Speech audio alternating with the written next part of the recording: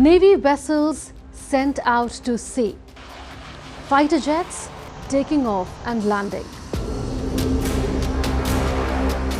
Live fire drills. No, this is not a war zone. This is a war game on Taiwan's coast. And here's the president of Taiwan inspecting it. Now move a little inland and you will be alarmed. Sirens ringing out.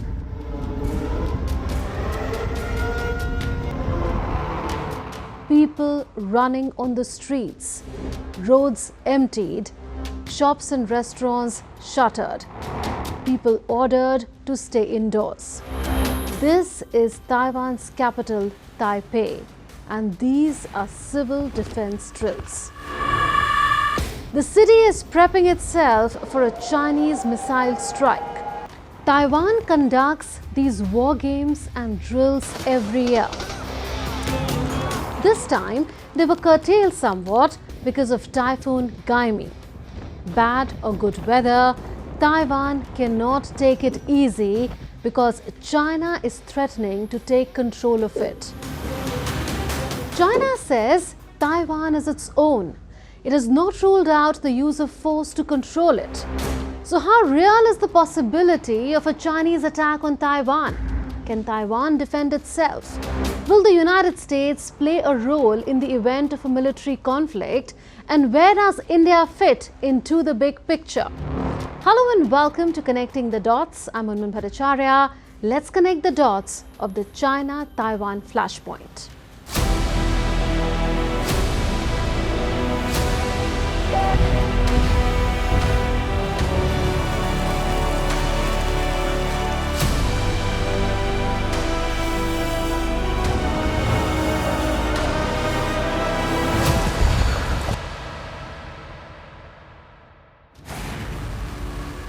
This is the Taiwan Strait.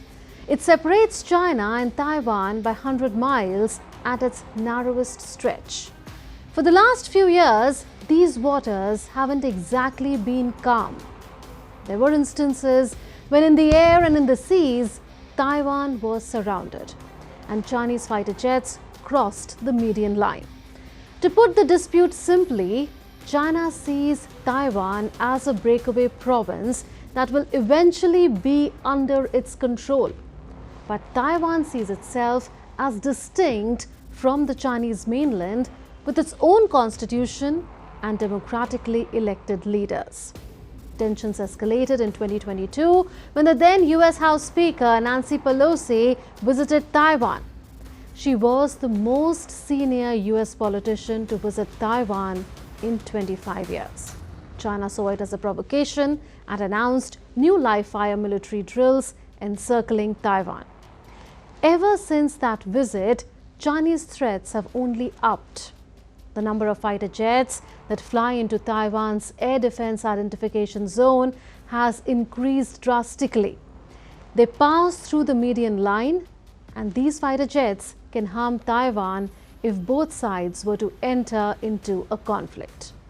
To answer the first question, that how real is the possibility of a Chinese attack on Taiwan? It is real. Xi Jinping has set a deadline. It wants Taiwan's unification with China to be achieved by 2049, the 100th anniversary of People's Republic of China.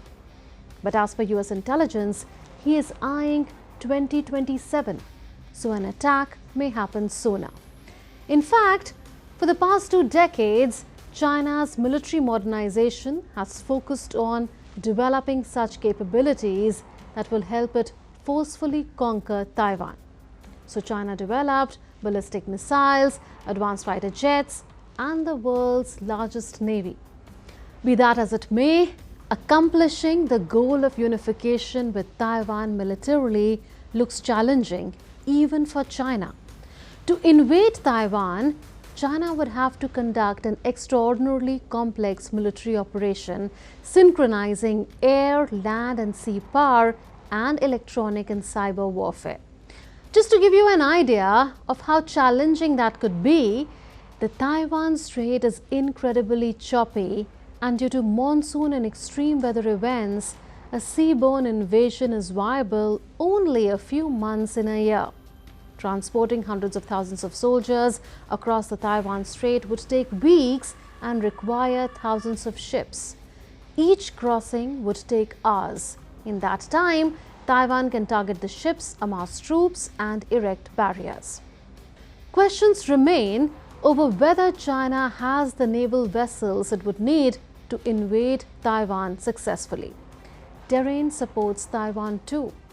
Taiwan's west coast has shallow waters, meaning they are not ideal for an invading force. Taiwan's east coast is lined by cliffs that are too steep for an invading force to scale. And if Chinese military is able to enter Taipei, it would need to consider waging a slow and costly urban warfare. So China would struggle militarily if it invades Taiwan, but it could get support from Pakistan, North Korea, Iran, and Russia. To answer the second question, that can Taiwan defend itself against a Chinese attack, Taiwan is no pushover, as it has invested in defenses from mines to anti-landing spikes and mobile missile launchers, but it would still need external support to defeat China, which is the second biggest spender on defense after the United States. This is how Chinese and Taiwanese forces compare. Here is where the United States comes in. For decades, Washington has walked a diplomatic tightrope between Beijing and Taipei. Its policy has been a bit of a fudge. US calls it strategic ambiguity. US acknowledges that Taiwan is a part of China and not an independent country. There is no official US embassy in Taipei, for example. But on the other hand, US wants China to leave Taiwan alone and is Taiwan's most significant international supporter. One form of deterrence is making sure Taiwan is well armed. So the US sells Taiwan a lot of weapons and gives it millions of dollars in aid. It has also been sailing its warships and patrolling its aircraft through the Taiwan Strait in a message to China to not mess with Taiwan. Simply put, the US does not want either Beijing or Taipei to unilaterally change the status quo. When Donald Trump was in power, he got cozier with Taiwan than previous US presidents. But some say President Biden has gone even further. At times, he has been pretty unambiguous about backing Taiwan.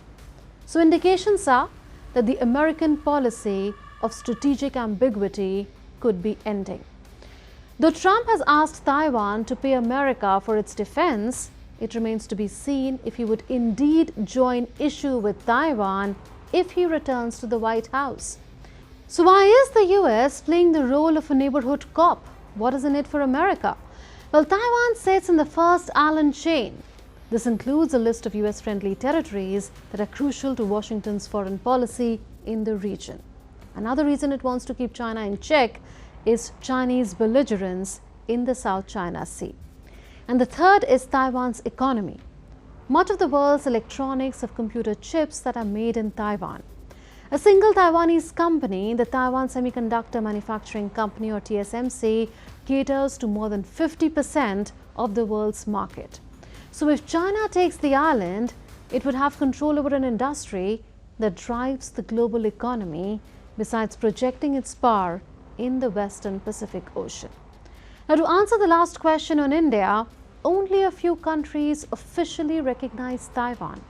India is not one of them. But at the same time, India has forged a technology and economic partnership with Taiwan, and it has not reaffirmed its One China policy in any official document since 2009. India opposed China's belligerent response to Nancy Pelosi's visit, and with time, Taiwanese investments in India have grown. They went up from $44 million in 2019-20 to $5 billion in 2024. Taiwanese firms are shifting supply chains from China to India. India even signed an MOU with Taiwan this February, allowing greater mobility of its labor to Taiwan. Political leaderships of both countries keep in touch on social media. President Lai congratulated India's Prime Minister Narendra Modi upon his re-election this June, and PM Modi acknowledged it. All this coincides with problems in India's relationship with Beijing. China is obviously irked with how both sides are working with each other. Over time, things could become even more complex and sensitive in this part of the world. The outcome of the US presidential election, the health of the Chinese economy, which is in a fragile state today, and Xi Jinping's own stock in the Chinese Communist Party are some more factors besides military strength that could determine if China would indeed bite the bullet or stick to brinkmanship.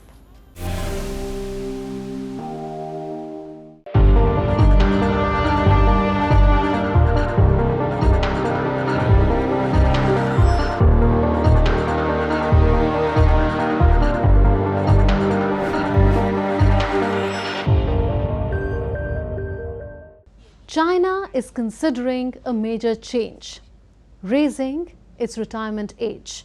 It is one of the lowest in the world.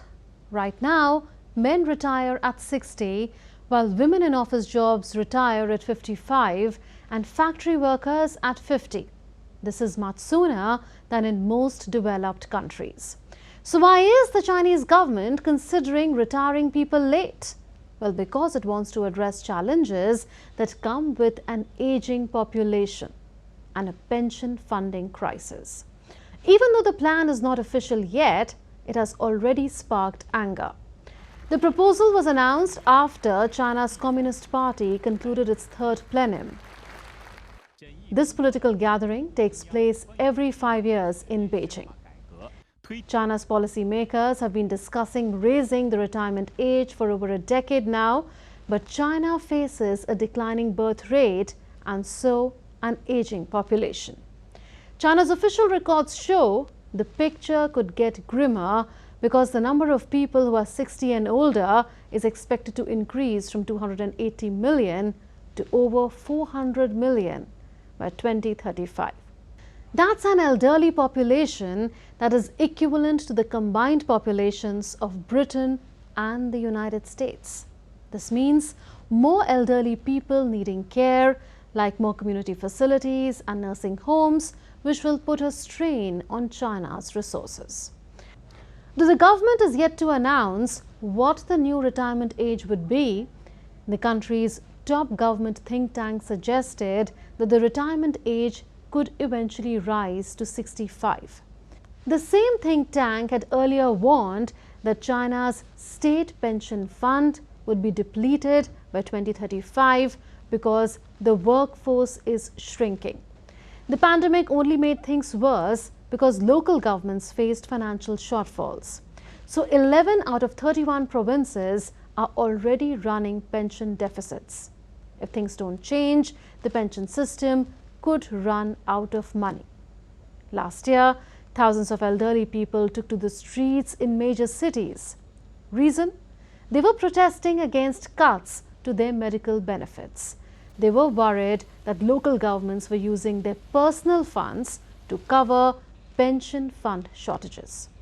On social media, many people poured their outrage. They were unhappy about having to wait longer for their pensions. China's youth are complaining that older workers staying in the workforce longer would limit their own job prospects. China's youth are already facing a tough time in the job market. Unemployment rate has touched historic highs since the pandemic. Even though restrictions have been lifted, employers are still hesitant to hire due to the slowing Chinese economy. The government has cracked down on various industries, and this too has reduced job opportunities. There is a mismatch between the types of jobs available and what graduates are looking for. Many prefer white-collar jobs over blue-collar ones, while factories are struggling to find workers. So lack of quality jobs could worsen China's population crisis. And guess what? Solutions are not forthcoming. Despite efforts to encourage people to have more children, the birth rate has hit a record low. Chinese people's willingness to have children is almost the lowest in the world. In fact, China's population has been shrinking for 2 years. 2023 saw the lowest birth rate since 1949. As China navigates its demographic crisis, the question is, can Beijing balance the needs of the old with the needs of the young? China's future is at a crossroads. Its people may soon face a Hobson's choice, and a demographic disadvantage going forward is the last thing a flagging Chinese economy would want.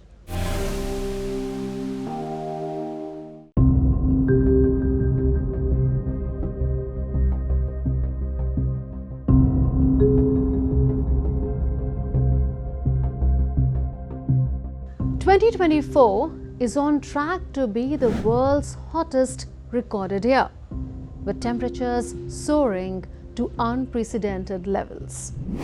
People are resorting to all possible means to beat the heat.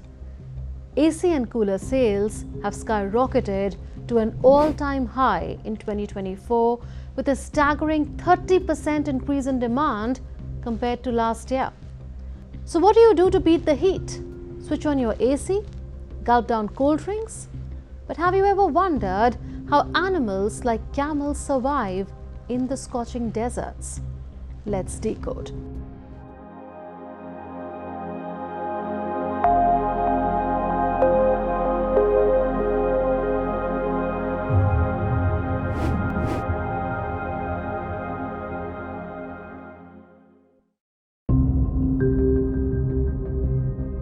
Our bodies have special sensors that detect temperature. These sensors are found on nerve cells all over human bodies and those of animals. They are called transient receptor potential channels, TRP in short. Each sensor is set to detect a specific temperature, and when that temperature is reached, it sends a signal to the brain. This tells the brain if it's too hot or cold or just right. The TRP channels are set to different temperatures for different animals. For example, in humans, TRP8 triggers when it gets too cold, that's around 24 degrees Celsius, probably which is why air conditioners are often recommended to be set at 24 degrees Celsius for optimal comfort. But for a frog, it's 14 degrees Celsius. Some fish don't have this sensor, so they don't feel cold even in icy water. Location plays a role too. People living in colder places may have a lower trigger point, so they might feel comfortable in temperatures that feel cold to others. For instance, tourists from cold European countries often roam around in just t-shirts during Delhi's winters, while locals are bundled up in sweaters and jackets. On the opposite end of the scale, our bodies have a different sensor that warns us if we are at risk of overheating. This sensor is called the TRPV1 channel. For humans and mice, this sensor triggers when our temperature reaches 42 degrees Celsius, while for frogs, it is 38 degrees Celsius. But some animals have a remarkable ability to withstand extreme temperatures. Take the 13-striped ground squirrel in the US, for example. These squirrels can survive in freezing cold temperatures and also tolerate the scorching heat of the desert sun, thanks to their temperature sensors being set to extremely low and high levels. Similarly, penguins can withstand the freezing cold temperatures of Antarctica, with some species even breeding in temperatures as low as minus 40 degrees Celsius.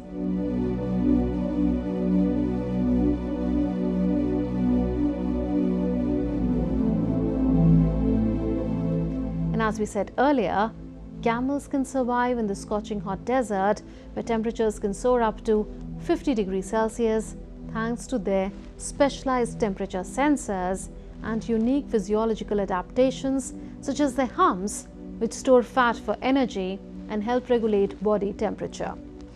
Camels can even go without water for several days, allowing them to thrive in one of the harshest environments on Earth. Now let's talk about hibernation.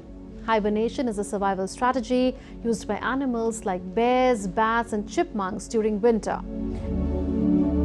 They slow down their body functions to conserve energy, and their body temperature drops to match the cold surroundings. But hibernation is not the same as sleep. To sleep, animals need to warm up their bodies. So how do animals hibernate and survive freezing temperatures? The answer remains a mystery. But one thing is clear: as our planet continues to heat up, understanding how animals adapt to extreme temperatures is key for our own survival. So stay cool, but stay curious. Before we leave, watch this. A bear charges towards a tigress, but the big cat remains calm and composed even in the face of attack. Nature has many lessons to tell.